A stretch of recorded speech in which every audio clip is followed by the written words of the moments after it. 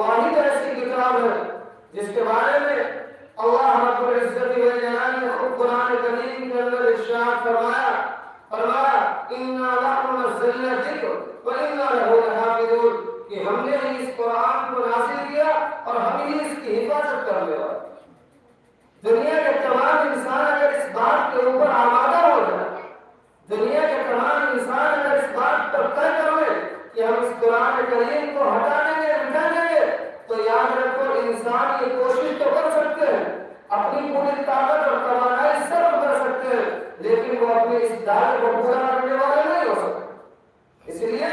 اس قرآن کریم کو اللہ رب العزت والجلال نے قیامت تک باقی رکھنے کا وعدہ کرا،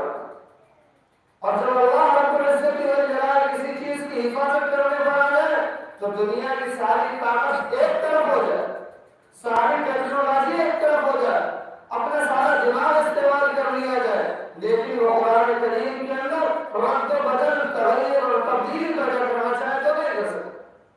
اس کا چھوٹا سا واقعہ سن لیجیے کہ خلیفہ مامون رشید کے یہاں ہر سال ایک مجلس لگا کرتی تھی علمی اعتبار سے،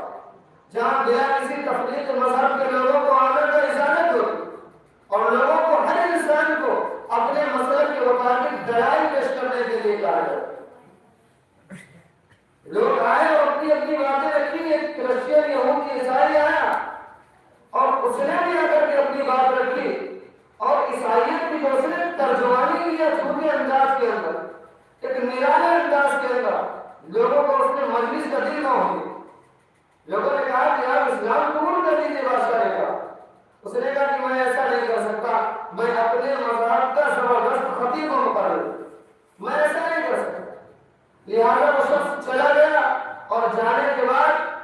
اس نے تورات، زبور، انجیل اور قرآن کریم، چونکہ وہ کاتب پر بہترین لکھنے والا،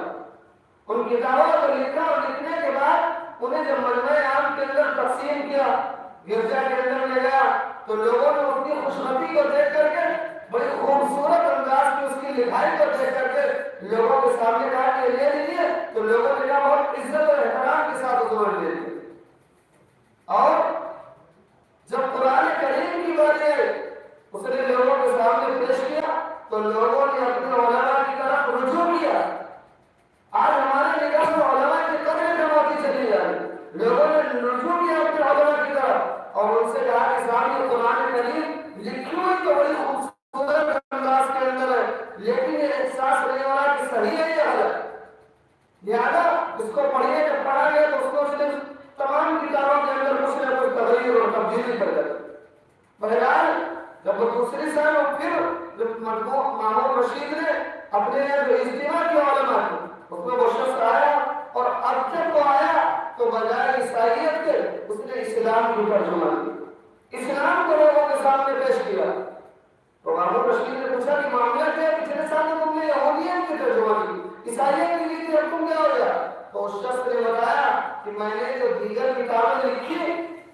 صرف اس کی خوشخطی کو دیکھ کر کے لوگوں نے اس کو قبول کر لیا، لیکن قرآن کریم ایک واحد ایسی کتاب ہے کہ جس کو میں نے لکھا اس سے زیادہ خوبصورت انداز کے اندر، لیکن لوگوں نے لینے سے پہلے اپنے علماء کی طرف رجوع کیا کہ اس کے اندر کوئی تغیر اور تبدیلی تو برپا نہیں کی گئی، اس کو ایسا نہیں کیا گیا کہ اس کو بدل دیا گیا۔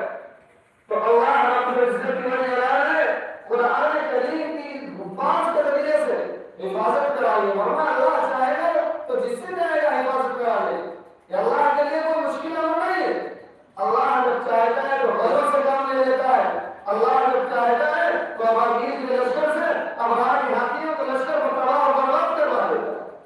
اس کے لیے مشکل مسئلہ نہیں ہے۔ یہ ہمارے لیے خوش قسمتی ہے کہ اللہ نے اس کی حفاظت کے لیے ہمارا انتخاب کیا، نے چنا۔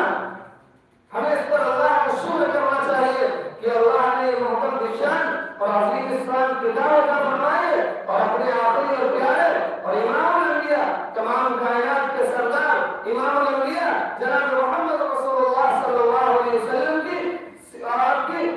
امت کے اندر پیدا